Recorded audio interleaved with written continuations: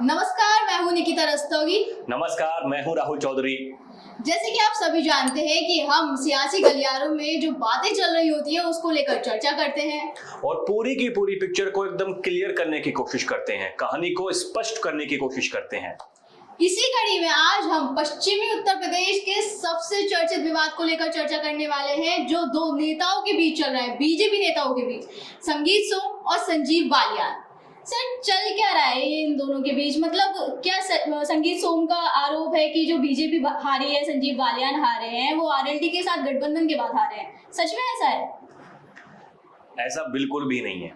देखिए, राष्ट्रीय लोकदल के साथ में आने से बीजेपी को मुजफ्फरनगर में एक मजबूती मिली है। केवल मुजफ्फरनगर में ही नहीं, बल्कि जितने भी पश्चिम उत्तर प्रदेश की जो लोकसभा सीटें हैं सभी पर मजबूती मिली है। मैं आपको बात बता दूं, अगर आरएलडी के साथ में गठबंधन ना होता तो संजीव बालियान वहां पर केवल 24,000 वोटों से नहीं हारते, यह हार का अंतर लाखों में होता। और ये अभी से नहीं चल रहा है इनके साथ में, ये पहले से चल रहा है। ये चुनाव से पहले ही दोनों के बीच में सब कुछ ठीक नहीं था। 2022 का जो विधानसभा चुनाव हुआ था, विधानसभा चुनाव के बाद जो समाजवादी पार्टी के अतुल प्रधान सरधना सीट से चुनाव जीते थे, तो उन्होंने कहा कि मैं जाटों का बहुत शुक्रगुजार हूं, जाटों ने मुझे वोट दिया इसलिए मैं ये चुनाव जीता।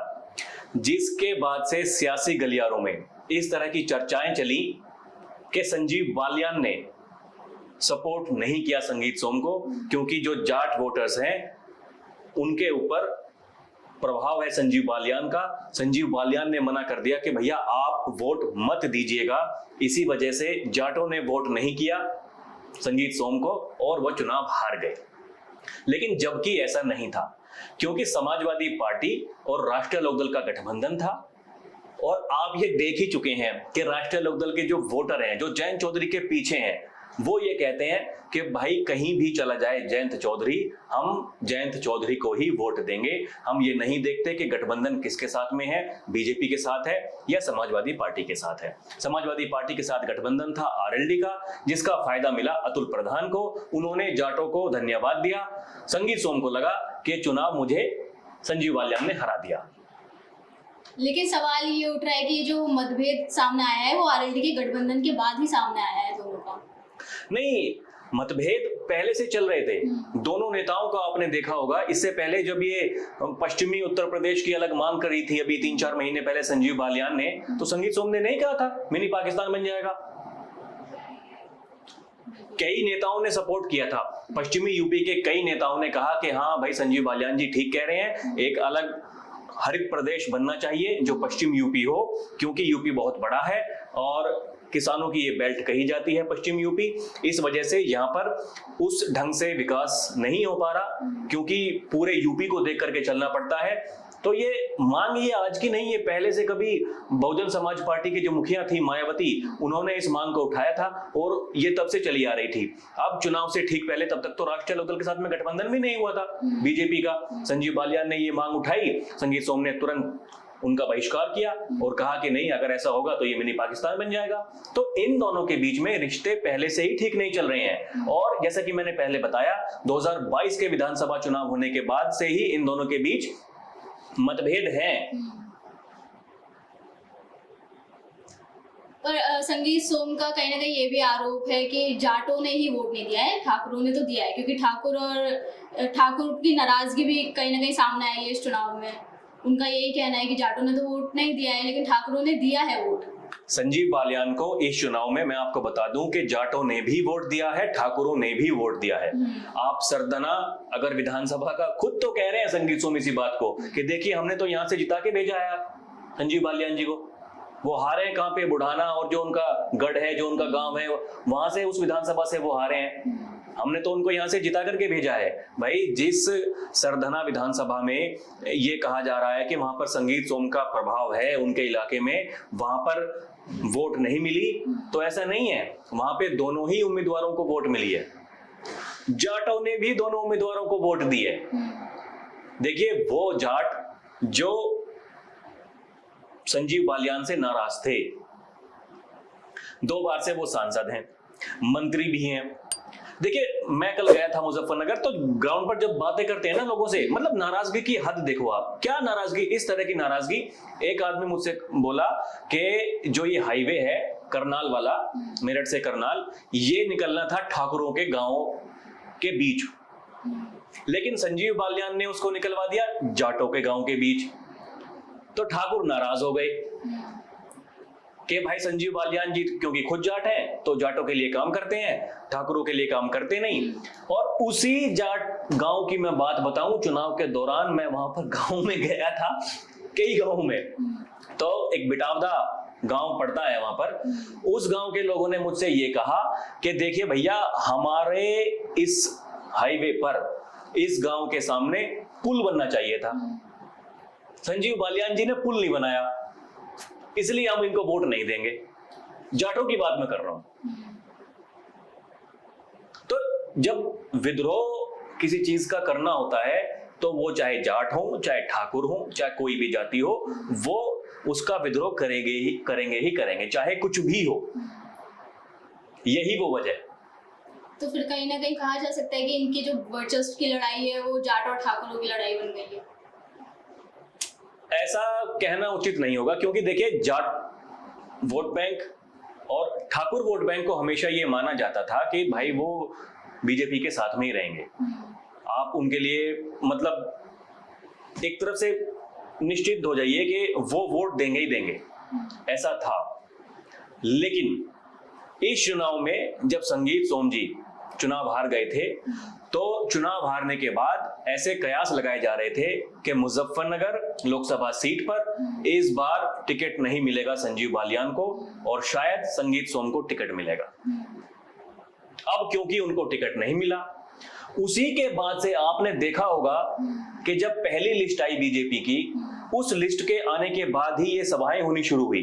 क्षत्रिय समाज की सभा हो रही है, ठाकुरों की सभा हो रही है, बीजेपी से नाराज है ठाकुर समाज, तभी से तो ये बातें सामने आई। जाट वोट बैंक है वो पहले से ही बटा हुआ था, कुछ जो बीजेपी ने अपने हक में कर लिया था कुछ को, लेकिन कुछ अभी भी राष्ट्रीय लोकदल के साथ में ही थे। वो वही वाले थे कि भाई कहीं भी कुछ भी हो जाए, लेकिन हम तो जाएंगे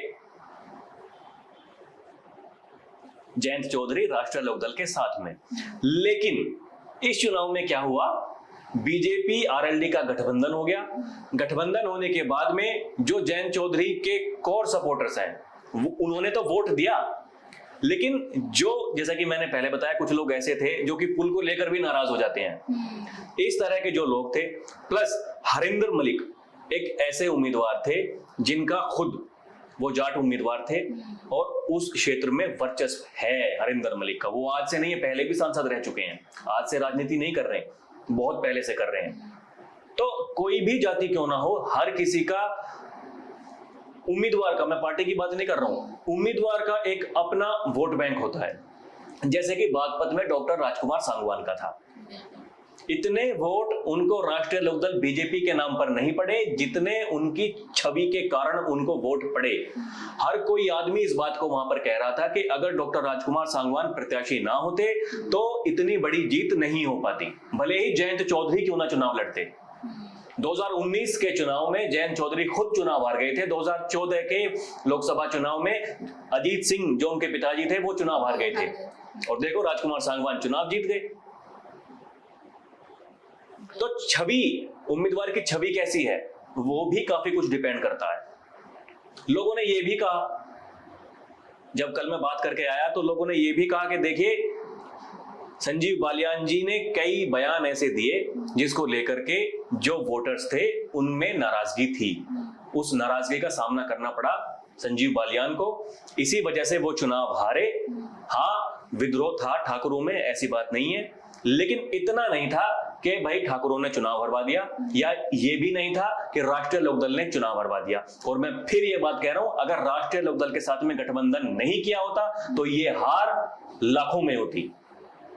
आप पश्चिमी उत्तर प्रदेश कवर करते हैं, तो जनता किसके पक्ष में नजर आ रही है? क्योंकि छवि की आपने बात करी उम्मीदवारों की, तो वो किसके पक्ष में है जनता? देखिए, अपने नेता की हर किसी अपने अपने क्षेत्र में छवि होती है।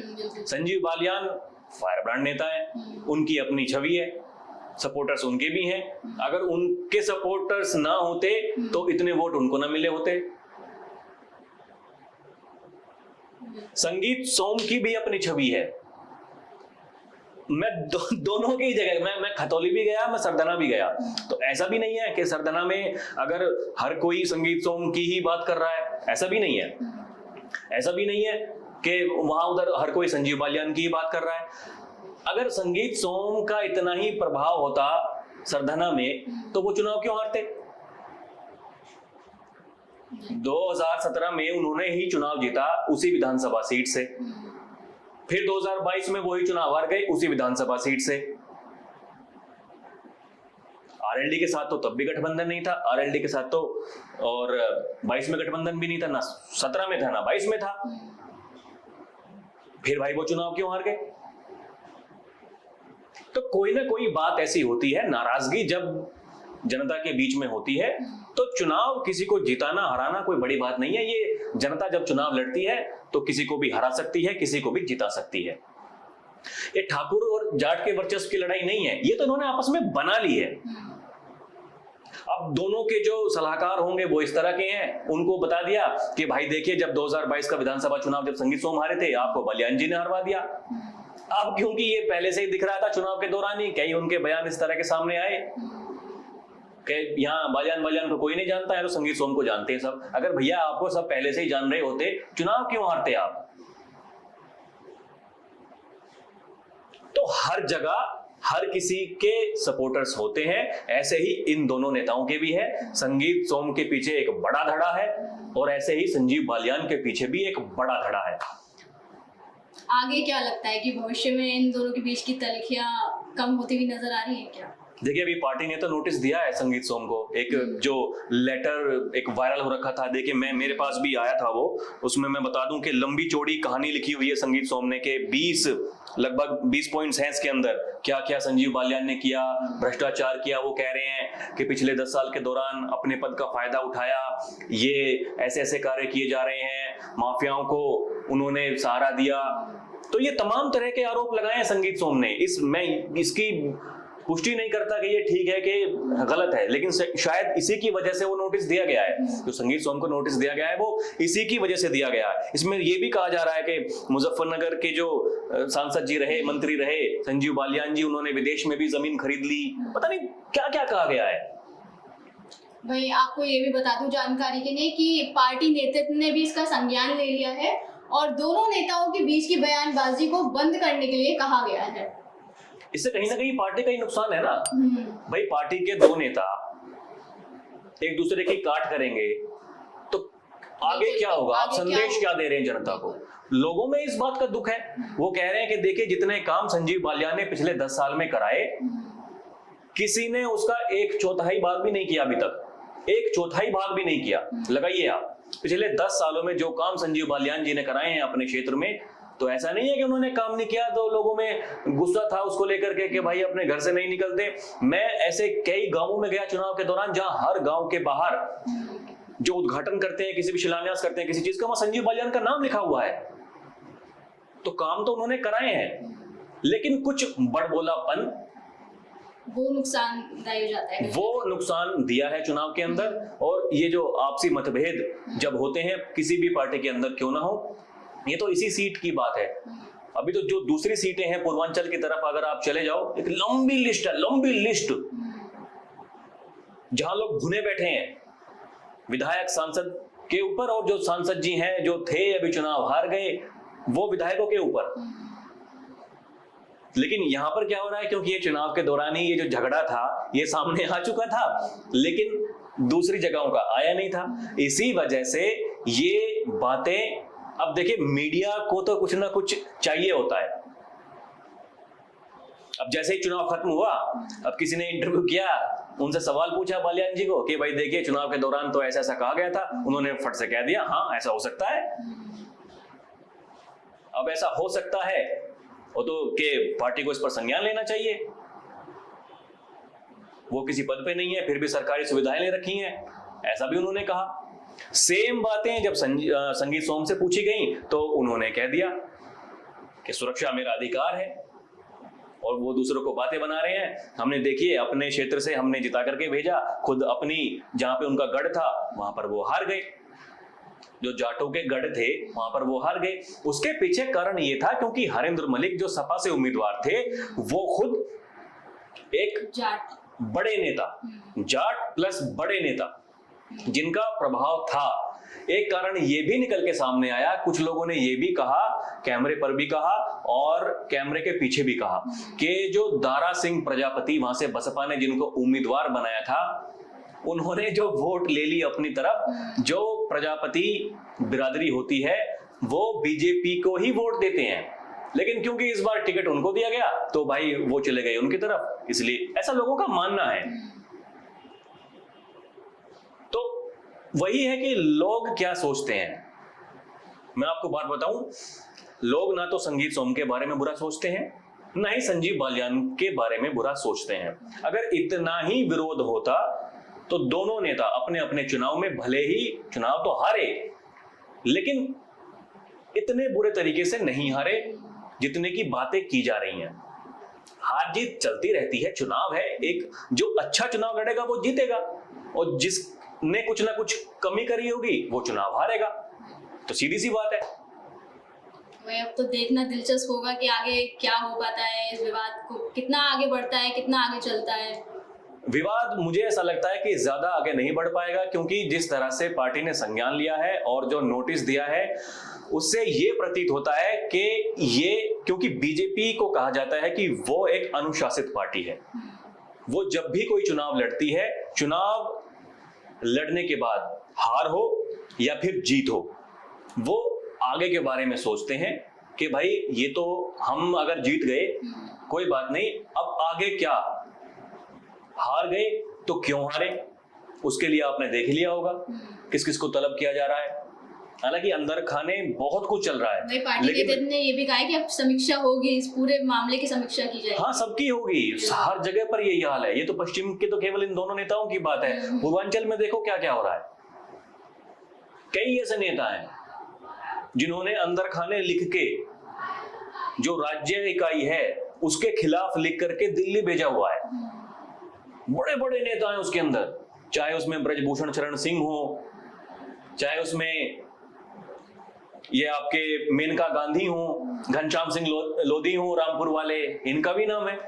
बहुत सारे ऐसे बड़े नेताओं के नाम हैं जिन्होंने के राज्य इकाई के खिलाफ लिख करके दिल्ली पार्टी आलाकमान को भेजा हुआ है कि इन्होंने हमें सपोर्ट नहीं किया चुनाव के दौरान, इसलिए हम चुनाव हार गए। लेकिन यहां पर क्या हुआ कि दोनों आमने सामने ही हो गए और ये सबके संज्ञान में आ गया कि भाई हाँ, इनके मतभेद ये चुनाव के दौरान ही वहां पर चर्चा इस तरह की चल रही थी कि इस चुनाव में नुकसान होगा। इस चुनाव में पूरे जब तक चुनाव प्रचार चलता रहा, हर किसी की जबान पर एक ही बात थी कि मुजफ्फरनगर सीट फंसी हुई है। लास्ट तक, जिस दिन तक भी वहां मतदान हुआ, और ये कोई बता नहीं पा रहा था कि कौन वहां पर चुनाव जीतेगा, कौन हारेगा। यही वो कारण था। हर कोई, खुद पार्टी के नेता इस बात को कह रहे थे कि मुकाबला एकदम टाइट है, कौन जीतेगा पता नहीं, जीत हार का अंतर 50,000 के नीचे नीचे होगा। और देखिए वो 30,000 के भी नीचे रह गया। यही वो कारण था जिस वजह से ये सारी बातें निकल करके सामने आई, यहां पर निकल के सामने आ गई। लेकिन अंदर खाने अब भी काफी कुछ चल रहा है और ये कब तक चलता रहेगा पता नहीं। बहरहाल अभी के लिए इतना ही। आप देखते रहें DNP इंडिया। नमस्कार।